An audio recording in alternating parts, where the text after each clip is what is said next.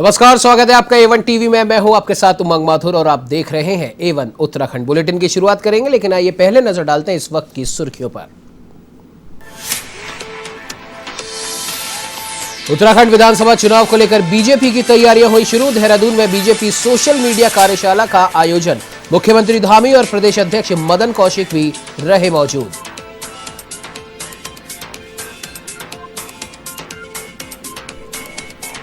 उत्तराखंड में दल बदल को लेकर बयानबाजियां हुई तेज। बीजेपी के राष्ट्रीय मीडिया प्रभारी अनिल बलूनी ने कहा कि बीजेपी को लगाना पड़ेगा अब हाउसफुल का बोर्ड। तो कांग्रेस अध्यक्ष गणेश गोदियाल बोले, भाजपा के भी कई नेता हमारे संपर्क में।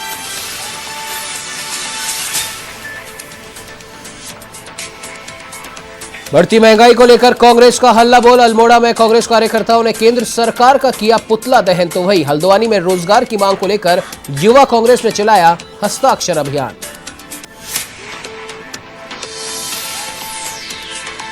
कृषि कानूनों के विरोध में किसानों का भारत बंद 27 सितंबर को। तो ट्रैवल कारोबारियों ने भी दी 27 को ही चक्का जाम की चेतावनी। चारधाम यात्रा में लगाए नियम कायदों का कर रहे विरोध।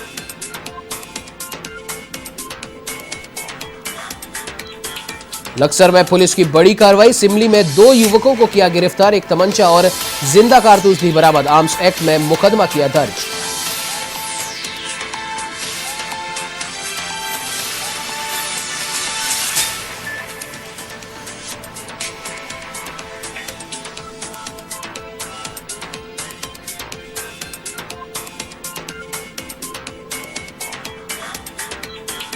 अब आइए खबरों का रुख कर लेते हैं विस्तार से। आपको बता दें कि उत्तराखंड के सेबों को अंतर्राष्ट्रीय स्तर पर नई पहचान दिलाने के लिए देहरादून में 3 दिवसीय अंतर्राष्ट्रीय सेब महोत्सव का आयोजन किया गया।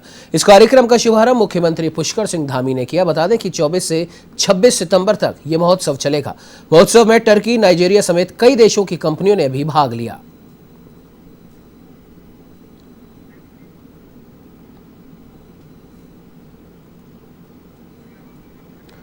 तो ये उत्तराखंड के देहरादून में कैबिनेट की एक बैठक संपन्न हुई। इसमें 29 प्रस्तावों पर मोहर लगाई गई। बैठक में क्या कुछ तय हुआ, ये भी हम आपको बता दें। विश्व बैंक की योजना समाप्त होने से 31 मार्च 2022 तक शिक्षकों को राज्य सरकार वेतन देगी। इससे 146 सहायक प्रोफेसर को फायदा होगा। राज्य कर्मचारियों के हित में राज्य सरकार ने महंगाई भत्ते को 11% तक बढ़ाए जाने का भी निर्णय लिया है, जिससे कोष पर 150 करोड़ का महीने का भार पड़ेगा, जो कि 1 जुलाई 2021 से देय होगा।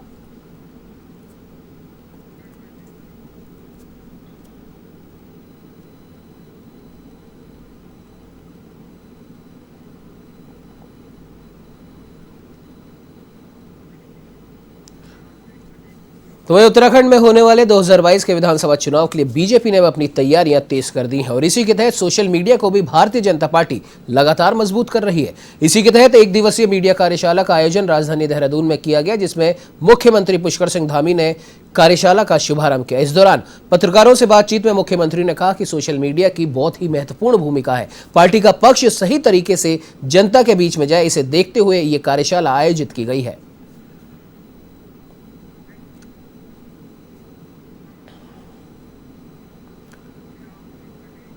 तो वही बाजपुर की अनाज मंडी में भारतीय किसान यूनियन के प्रदेश अध्यक्ष कर्म सिंह पड्डा की अध्यक्षता में एक बैठक का आयोजन किया गया। इस बैठक में आगामी 27 सितंबर को संयुक्त किसान मोर्चा के नेतृत्व में किए जाने वाले भारत बंद को लेकर विचार किया गया।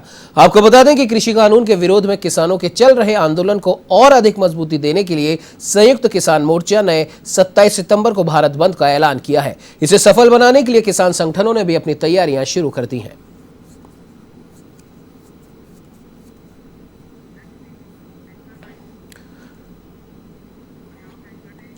तो वही बाजपुर के सामुदायिक स्वास्थ्य केंद्र में आशा वर्कर्स ने 20 सूत्रीय मांगों को लेकर धरना प्रदर्शन किया। आपको बता दें कि बाजपुर के सामुदायिक स्वास्थ्य केंद्र में यूनियन की प्रदेश उपाध्यक्ष रीता कश्यप के नेतृत्व में क्षेत्र की आशा वर्कर्स एकत्रित हुई, जहां आशा वर्कर्स ने प्रदेश सरकार द्वारा मांगे पूरी न किए जाने पर आक्रोश व्यक्त किया और धरना प्रदर्शन करते हुए सरकार के खिलाफ नारेबाजी की।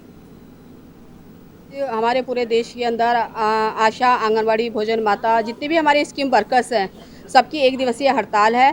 जो हमारे उत्तराखंड की अगर हम बात कहें तो हम 31 अगस्त को हम लोग मुख्यमंत्री से मिले थे। वहाँ पर मुख्यमंत्री जी ने हमसे वादा किया था, 20 दिन का समय उन्होंने मांगा था, लेकिन आज 24 तारीख हो गई है। मुख्यमंत्री जी की तरफ से हमें कोई जवाब नहीं मिला है। हमने उनसे ज़्यादा कुछ नहीं मांगा था। हमने उनसे कहा था कि जो भी हमें वो दें, वो हमें स्वीकार है, लेकिन जो है प्रोत्साहन राशि की जगह ना देकर के मानदेय के रूप में दें तो ज़्यादा अच्छा है। तो एक कुमाऊं विश्वविद्यालय में उन्नत भारत अभियान विषय पर चर्चा की गई, जिसमें विद्यार्थियों को बताया गया कि अधिकार के साथ साथ हमें अपने कर्तव्यों का भी पालन करना चाहिए। विद्यालय में विद्यार्थियों के सहयोग से देवदार, शहतूत, तेज पत्ता और अखरोट के पौधे भी रोपित किए गए।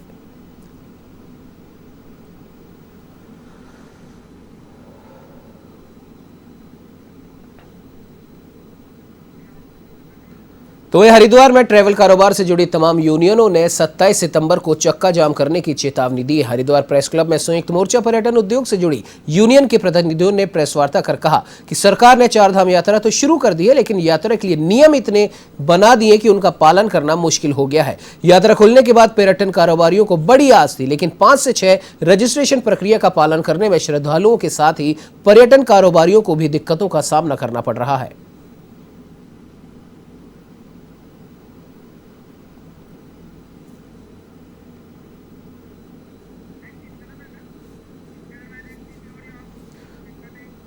तो एसटीएफ की टीम ने देहरादून और ऋषिकेश में ऑनलाइन सट्टा लगा रहे 3 सटोरियों को गिरफ्तार किया है, जिनके कब्जे से 1 दर्जन मोबाइल, 2 लैपटॉप और 4 हिसाब के रजिस्टर, इंटरनेट के डिवाइस और 10,24,000 रुपए नकद बरामद किए गए हैं।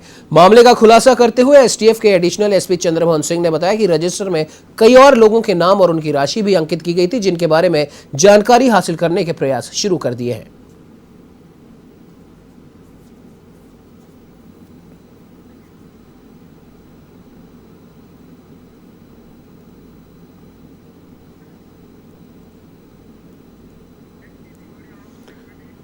तो वही हल्द्वानी में डीआईजी नीलेश आनंद भरने के निर्देशों के बाद यातायात को सुगम बनाने के लिए पुलिस का महाअभियान शुरू हुआ है, जहां पुलिस ने प्रथम चरण में 10 दिनों में यातायात को अवरुद्ध करने वाले ऐसे स्थानों को चयनित करेंगे जहां जाम की सबसे अधिक समस्या पैदा होती है।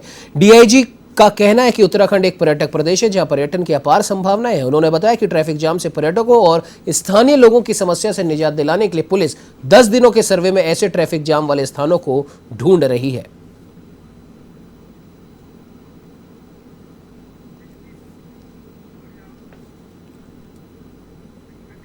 तो वही उधम सिंह नगर जनपद में लगातार स्पा पार्लर की आड़ में हो रहे देह व्यापार का धंधा फल फूल रहा है, जिसकी सूचना पर एंटी ह्यूमन ट्रैफिकिंग यूनिट ने गैलेक्सी स्पा पार्लर में औचक निरीक्षण किया और काम करने वाली लड़कियों व महिलाओं के सत्यापन की जांच की। इसके साथ ही स्पा पार्लर में क्या कुछ चल रहा है इसका भी उन्होंने जायजा लिया और स्टाफ के साथ पूछताछ की, जिसके बाद स्पा पार्लरों में हड़कंप मच गया।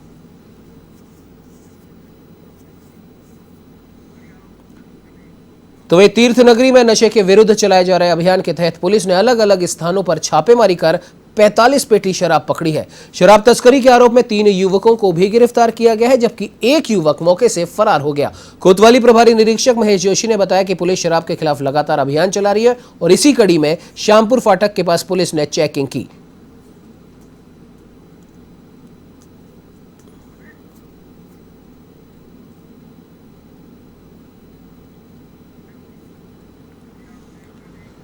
तो वे रुड़की की सिविल लाइन कोतवाली क्षेत्र के आदर्श नगर में 3 चोर गली में घूम रही एक गाय को लग्जरी गाड़ी में डालकर ले गए। चोरों के द्वारा गाय को चोरी करने की यह घटना पास ही में लगे सीसीटीवी कैमरे में कैद हो गई, जिसमें चोर पहले तो गाय को कुछ खिलाने का प्रयास करते हैं और फिर उसे पकड़कर गाड़ी में डालकर फरार हो जाते हैं। चोरों ने दूसरी गाय को भी कार में डालने का प्रयास किया, लेकिन वो सफल नहीं पाए और फिर वहां से फरार हो गए।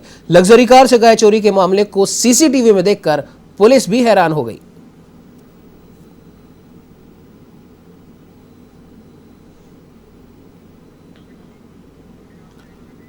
तो वे लक्ष्मणगढ़ झूला थाना इलाके में मादक पदार्थों की तस्करी और बिक्री करने वालों की अब खैर नहीं है। यही नहीं, ट्रैफिक नियम तोड़ने वालों के खिलाफ भी चालान काटने की कार्रवाई की जाएगी।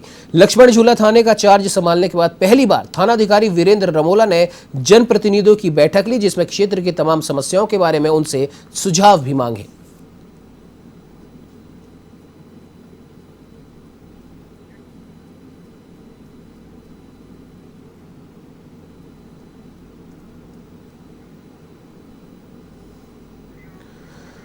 तो वहीं हरिद्वार के रोशनाबाद स्थित जेल में बंद कैदियों को सुधारने और उनका हृदय परिवर्तन करने के लिए कई कार्यक्रम होते रहते हैं। इसी क्रम में कभी योग तो कभी प्रवचन या कभी कृष्ण लीला का मंचन किया जाता है। अब कैदियों को सुधारने की सोच को लेकर हरिद्वार के जिला जेल में बंद कैदी फिल्में भी देख सकेंगे और इसके लिए प्रत्येक बैरक के बंदियों को हर रोज सुबह 12 से 3 देशभक्ति पर आधारित व आध्यात्मिक फिल्में दिखाई जाएंगी।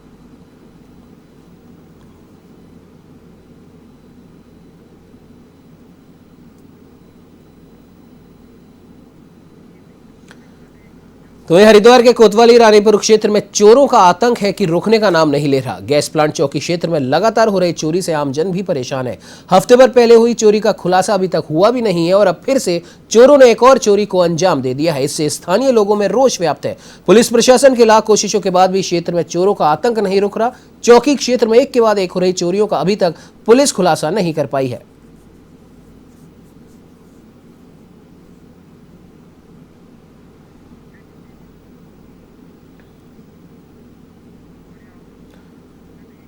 खबर हरिद्वार से है, जहां नगर निगम प्रशासन द्वारा कुंभ मेला कंट्रोल रूम के सभागार में फेरी समिति की बैठक का आयोजन किया गया, जिसमें लक्ष्य निर्धारित किया गया कि 9 नवंबर को उत्तराखंड राज्य स्थापना दिवस के अवसर पर 3 स्मार्ट वेंडिंग जोन और विकसित किए जाएंगे। प्रथम 600 की क्षमता का रोडी बेलवाला में 100 महिला वेंडरों के लिए आरक्षित किया जाएगा। इस अवसर पर आयुक्त दयानंद सरस्वती ने कहा कि राज्य सरकार के निर्देशन में मुख्यमंत्री सहायता समूह योजना को क्रियान्वित करते हुए महिला स्ट्रीट वेंडर को प्रोत्साहित किया जा रहा है।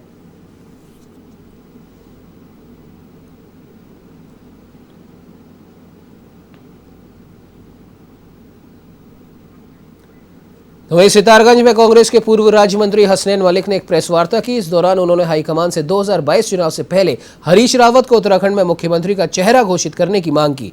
उन्होंने कहा कि अगर ऐसा हुआ तो आने वाले 2022 के चुनाव में कांग्रेस 60+ सीटों से ज्यादा जीतकर अपनी बहुमत से सरकार बनाएगी। तो वहीं पूर्व राज्य मंत्री हसनैन मलिक के नेतृत्व में 2 दर्जन से भी अधिक लोगों ने कांग्रेस की सदस्यता ग्रहण की।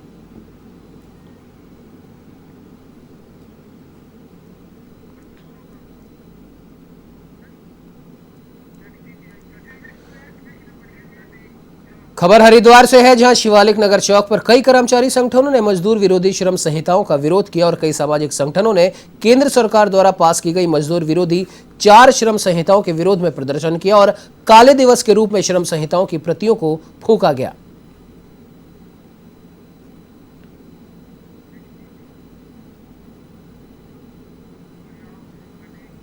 तो वहीं खटीमा के पचौरिया ग्राम निवासी विवाहिता नीतू राणा की मौत के मामले को लेकर पीहर पक्ष ने ससुराल पक्ष पर हत्या का आरोप लगाया है।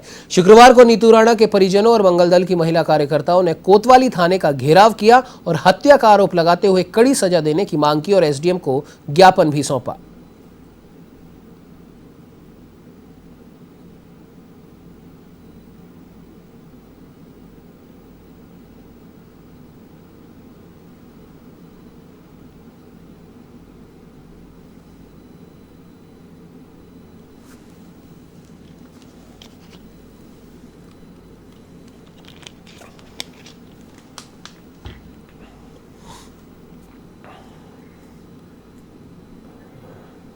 आपको बता दें ये खबर खटीमा से है, जहां पीहर पक्ष के लोगों ने ससुराल पक्ष पर हत्या का आरोप लगाया है, क्योंकि विवाहिता की संदिग्ध मौत के इस मामले को लेकर पीहर पक्ष ने विरोध प्रदर्शन भी किया और दोषी लोगों को जल्द से जल्द पकड़ने के लिए पुलिस से गुहार लगाई और साथ ही साथ इस बाबत एसडीएम को भी ज्ञापन दिया।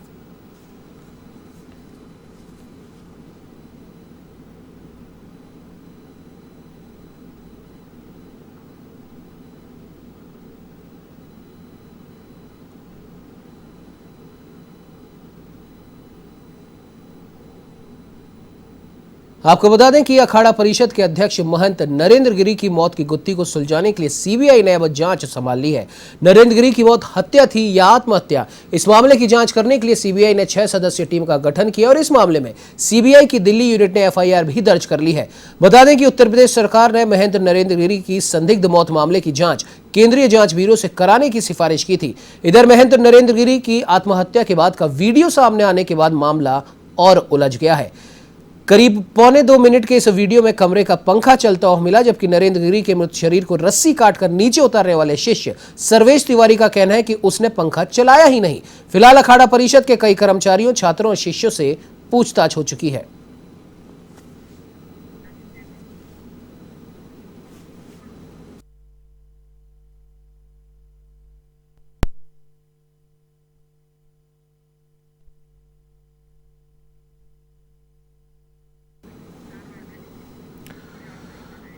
तो वहीं उत्तर प्रदेश के गोरखपुर में महंत अवैधनाथ की पुण्यतिथि पर आयोजित 7 दिवसीय समारोह के अंतिम दिन श्रद्धांजलि सभा का आयोजन किया गया। गोरखनाथ मंदिर के सभागार में यह श्रद्धांजलि सभा आयोजित की गई, जिसमें सूबे के मुख्यमंत्री योगी आदित्यनाथ ने महंत अवैधनाथ को श्रद्धांजलि दी। इस मौके पर मुख्यमंत्री ने सभी धार्मिक संस्थाओं से आह्वान किया कि वे गौरक्षा, संस्कृत और संस्कृति की रक्षा के लिए आगे आए।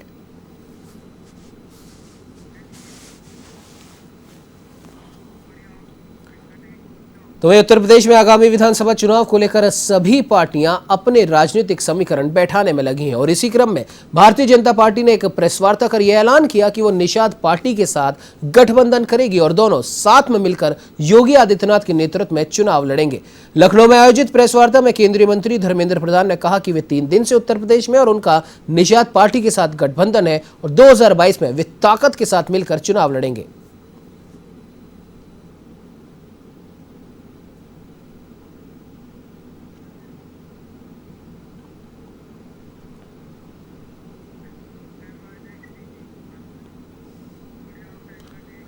तो वहीं उत्तर प्रदेश पुलिस ने मौलाना कलीम सिद्दीकी को जमरद धर्म परिवर्तन कराने के मामले में गिरफ्तार किया है, लेकिन उन पर लगे आरोपों को देवबंदी उलेमा मुफ्ती अज़द कासमी ने गलत बताया। कासमी ने कहा कि पुलिस द्वारा लगाए गए आरोप सरासर गलत हैं। उन्होंने कहा कि मौलाना कलीम सिद्दीकी ने जबरन किसी का भी धर्म परिवर्तित नहीं किया। अगर किसी ने अपना धर्म बदला तो वो खुद की मर्जी से बदला।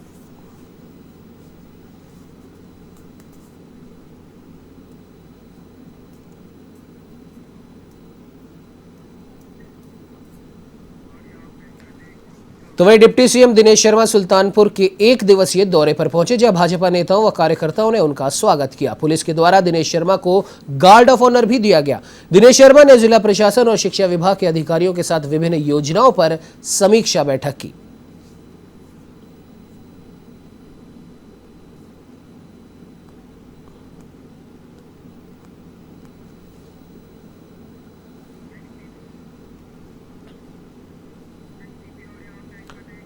तो वहीं फतेहपुर में द्वितीय सड़क सुरक्षा जागरूकता कार्यक्रम का आयोजन किया गया, जिसमें मुख्य अतिथि खाद्य रसद राज्य मंत्री रणवेंद्र प्रताप सिंह रहे। इस दौरान उन्होंने यातायात नियमों का पालन करने की जनपद वासियों को शपथ दिलाई। तो वहीं इस मौके पर जिलाधिकारी अपूर्वा दुबे, पुलिस अधीक्षक राजेश कुमार सिंह सहित कई और लोग भी मौजूद रहे।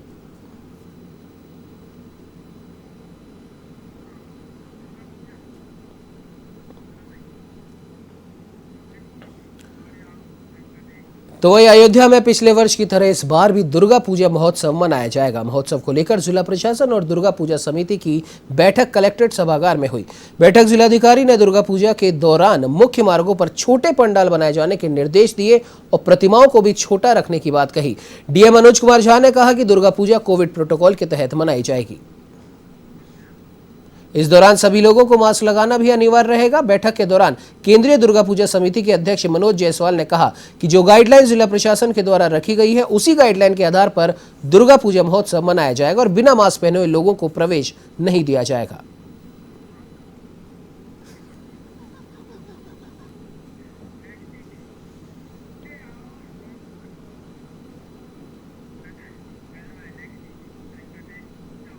तो वहीं उत्तर प्रदेश अल्पसंख्यक कांग्रेस के प्रदेश उपाध्यक्ष सैयद मुनीर अकबर और प्रदेश सचिव असद फारूक ने कासगंज में बैठक की। इसके बाद उन्होंने एक प्रेस वार्ता का भी आयोजन किया।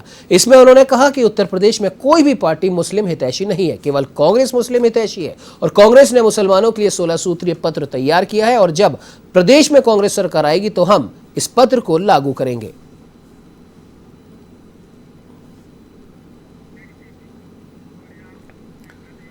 तो वहीं उत्तर प्रदेश के deputy CM doctor Dinesh Sharma ने गाजीपुर के कासिमाबाद में नेशनल इंटर कॉलेज के मैदान में आयोजित महाराजा सुहेलदेव राजभर सम्मान समारोह में शिरकत की।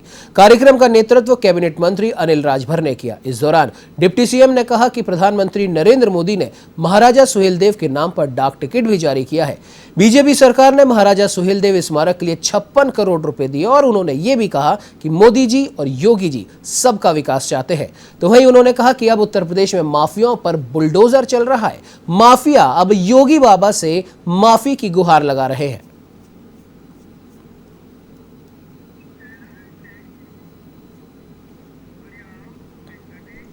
तो वहीं प्रदेश सरकार के अल्पसंख्यक कल्याण मंत्री नंद गोपाल गुप्ता नंदी ने उत्तर प्रदेश मदरसा बोर्ड के परिणामों का ऐलान किया। मंत्री नंदी ने बताया कि 96,213 विद्यार्थी हाई स्कूल में पंजीकृत थे, जिसमें से हाई स्कूल में कुल 95,624 विद्यार्थी पास हुए, तो वहीं इंटरमीडिएट में कुल 25,919 छात्र पंजीकृत थे। इंटरमीडिएट में 25,659 छात्र पास हुए।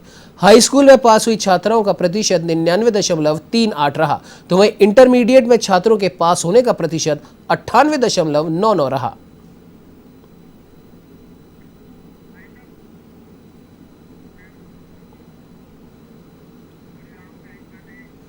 इस बुलेटिन में फिलहाल इतना ही। देश प्रदेश की तमाम खबरों को जानने के लिए आप बने रहिए हमारे साथ और देखते रहिए A1 टीवी। नमस्कार।